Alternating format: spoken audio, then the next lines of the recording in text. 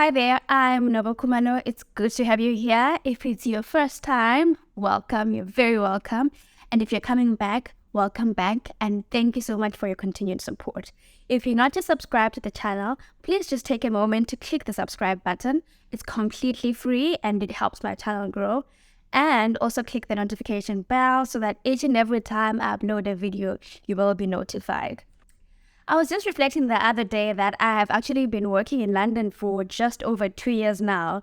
And just a brief background, I am Zimbabwean and I studied in South Africa. I studied at the University of Pretoria. That is where I did my law degree. And during my time there, I got a job offer in the UK. If you want to know more about how I scored a job in the UK at an international firm, then I will link the video that explains all that in the description box. And I'll link it also above here so that you can learn more about it. So I moved to the UK specifically for work back in 2019, but I had a bit of conversion to do. So I only started working in 2020 in September, smackdown of lockdown. So I know currently there's a whole movement, a lot of people moving from Zimbabwe, South Africa and around, moving to London for work. And I thought, you know what, why not, throw in a video in there about what it's like to work in London from my experience of about two and a half years. So I have had the pleasure of working at a very big international firm. That was my first job. And I then moved to another firm in December, which is equally a big firm and is in the same class as my first firm. So I've kind of had the privilege of working as like the peak of London corporate. And I believe I do have a bit to say about the working culture in general in London. So what I'll do is that in this video, I'll tell you about the culture shocks that I experienced when I moved and I started working in London. And then I'm going to give you the pros of working in London and the cons of working in London. So that if you're thinking about coming to London, you kind of know exactly what you're getting into. And if you're already on your way here and you can't pull out, then also it helps you to be prepared for what you're about to meet in a month or a few days or a few weeks from now. So let's get straight into it. Number one, the biggest culture shock that I had when I landed here is the whole first name basis. Now, if you come from a conservative country like Zimbabwe, and I think a bit in South Africa, you do know that generally we are very respectful of elderly people, right? So we generally tend to shy away from calling elderly people by their first name, and we'll obviously say Mr. Njovu, Mr. Kumano, Mrs. So-and-so, but literally every single person calls everyone else by their first name. So you will have like 21-year-old trainees calling someone who's 54 by their first name. And that's just the way it is. No one says Mr. this, Mrs. this over here. It's first name basis all the way. And then the second shock, which links very well with the first one, is that there isn't so much of an emphasis on hierarchy. So again, back home, you kind of have a pecking order where people kind of know that so-and-so is the boss, so you should, revere them and respect them. And if you sort of like tremble at the thought of putting in time to talk to them, and you need to respect their time and treat them with respect and call them sir or ma'am. But what I've realized, what has been my experience, is that here, there's really a very flat culture where people treat each other as colleagues, as sort of like equals. Now, obviously, because someone is more senior, there are certain levels of respect that you afford them.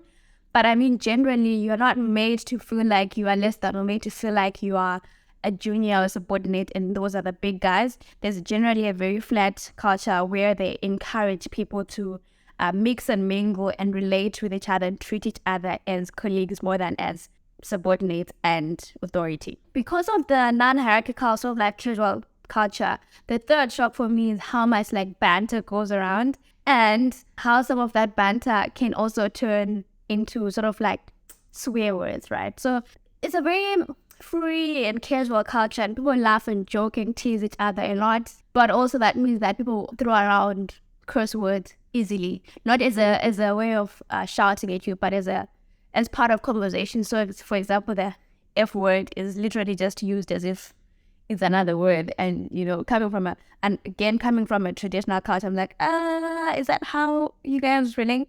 Are you supposed to be saying that? So that's also like weird. And then number 4, maybe this should have even been number 1. People keep time over here. Like if the meeting is for 12 o'clock, best believe at 12 o'clock on the dot, the speaker or the chair of the meeting will be starting the meeting. If you're that person who's used to that 12 is 12 for 12:30, you are going to be left behind. And then number 5, you will drink a lot of coffee and tea in this place. Like, coffee and tea is such an integral part of the British culture, I think. An integral part of like the workspace. Like, there's free coffee and tea everywhere around the office. Like, you're gonna drink lots and lots and lots of tea and coffee. So if you're not a tea person, you just have to like get used to it. And the other thing that I like is that, you know, the senior pays for the coffee or the tea because the senior earns more. So the senior has more money to spare for coffee than the junior. So as a trainee, I never had to pay for coffee unless it was with a fellow trainee. But now that I'm an associate, because I earn much more than the trainee, if there's a coffee, then I'm gonna have to pay for the coffee. But that's just the way it is. That's just how the wheel turns. And linked to that also, there's just always a reason to party and drink in London. Drinks are such an integral part of the work culture here. It's sort of like, they take it like as a team building thing. I remember at my old firm, every Thursday there was a drinks trolley. So people used to rotate providing the snacks part of it, but then the drinks were always taken care of. And this used to include alcohol for those who drink. So like at a random Thursday at 3 p.m. you'd have people drinking glasses of wine in the office because like it's such a social thing that would do.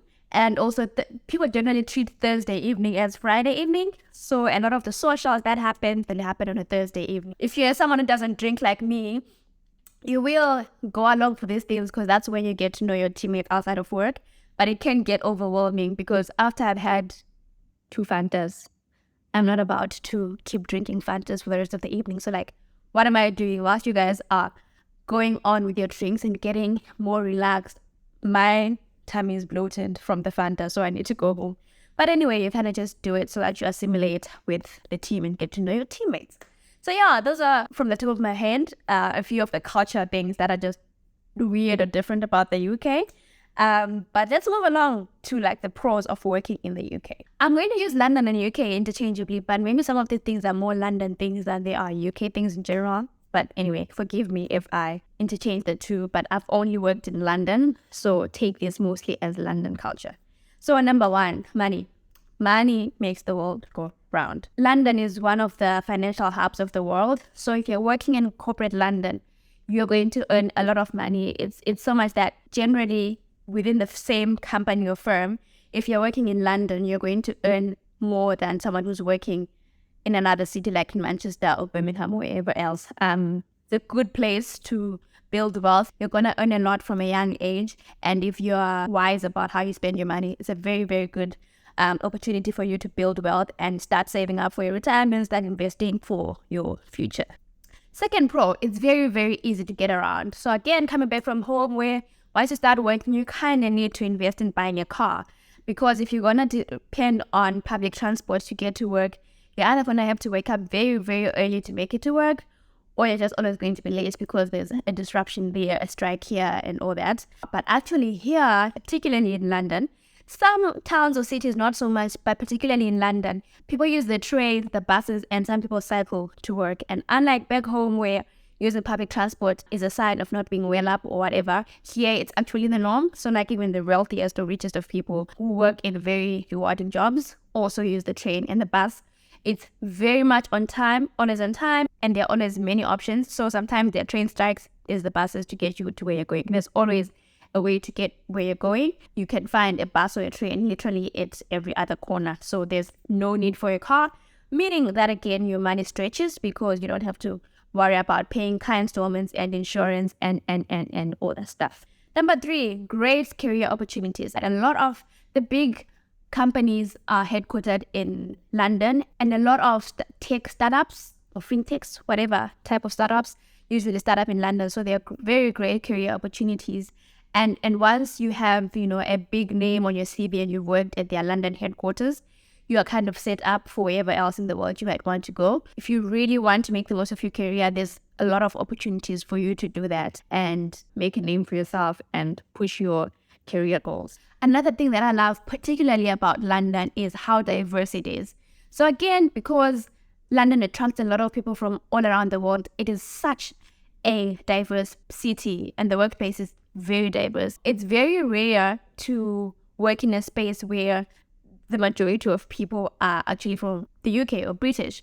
So a lot of people are usually from Australia, America, New Zealand, and other African countries like I am. So it's a very diverse place, and that means you get to interact with a lot of people from different backgrounds. And I think because of how diverse it is, it also makes racism a little softer in the workplace, because everyone is sort of a foreigner here. So like no one has ownership of London. Everyone has come from somewhere to be where they are. So there's a lot more acceptance of the difference in culture because everyone is coming from a different place. Yeah, it really does help to have a very diverse place, especially for a Black female like me. I don't have to worry about my accent or feeling like people are not going to hear me. Sometimes I actually speak better English than a lot of people in my teams, because some people just come from European countries where English is not their first language or a medium of instruction in schools, and they've learned English much later. Everyone literally has an accent. We're all just winging it in life. So yeah, there are many other pros that I can think of, but I think these are the biggest for me. Moving right along to the cons. Number 1, the high cost of living in London. Like if you're going to work in London, there's a chance you're going to live in London or close enough. And it is expensive to live in London. And that is part of the reason why people work in London, even in the same company, earn much more than people working in the same position with, let's say, in Birmingham or Manchester. So like your rent is going to cost you a lot of money. So because of that, a lot of people actually do house shares. It's very common here for two people with high earning jobs decide to share an apartment because they want a fancy apartment, but they can't afford to pay like £2,000 for a 2-bed, so they share. And side note, this is why I like being married, because I actually house share with my husband, who's someone that I like and I'm building a life with. Because sometimes house shares can go south because you find a roommate in a funny place and then maybe their habits don't quite gel, and then now you have to move out and find someone else. It can be a mess. But yeah, those are just the cons of living in London. High cost of living. You're going to have to find a way to work around it. And then secondly, because London attracts the best talent from all around the world, it's a very, very busy and competitive place. This is where the crunch is. People work extremely hard here. 12, 14-hour working days are a norm. And because you're getting paid for it, you're kind of expected to always be available when the client needs you. And this can extend well into your evening. So I personally do not know what it's like to have a 9 to 5. That is, you get into the office at 9 and at 5 you close your laptop and go. I've never experienced that. The earliest that I generally leave the office is about 6:30, and even then when I get home, I am doing my things, but I have my laptop there or my work phone. You actually get given a work phone so that you're always available. This is not every company, but in my field, I'm always just checking, and sometimes I usually have to do some work in the evenings. So you kind of really, really need to know how to manage your time, and really, really need to take active steps to take care of your mental health, because it can get very heavy how busy and competitive it is. And because it's a competitive place, it means that you can't just do the bare minimum or just show up. You kind of really need to be exceptional and give your all and give above and beyond what you feel you can give, so that you stand out from the crowd. And then lastly, the other con that I have, particularly for me, is the very common drinking culture, which I already said this was a culture shock for me. But it's a con for me because as someone who doesn't drink, I'm sometimes not comfortable to be in spaces that people who generally drink, which is the majority of people would like to go to. So a lot of socials will be in places like pubs where it's very loud, people are very happy and very tipsy because they're drinking, and I'm not usually comfortable in those spaces. Sometimes you get questions like, so you don't drink, so what do you do for fun? Never ever. Is it? But I'm just like, I just don't drink. Like, why not just take the fact that I don't drink? I am alive and well, and I think I'm a very social person without the drinks. So clearly, I do have, and I can live outside drinking. But anyway, I digress. You will just have to deal with it. You kind of have to turn up. Otherwise, you're that person who just never socializes. And no one likes a snob who never takes time to, go out and be with their teammates. So yeah, this is all that I can think of right now about working in London. Yeah, it's been a good 2.5 years. Shocking, but quite interesting. And I'm enjoying the ride, and I'm enjoying exploring this working in London thing. Thank you for watching. If you liked this video, please actually click the like button. Please share. Please subscribe. And yeah, Looking forward to seeing you guys again next time. Goodbye.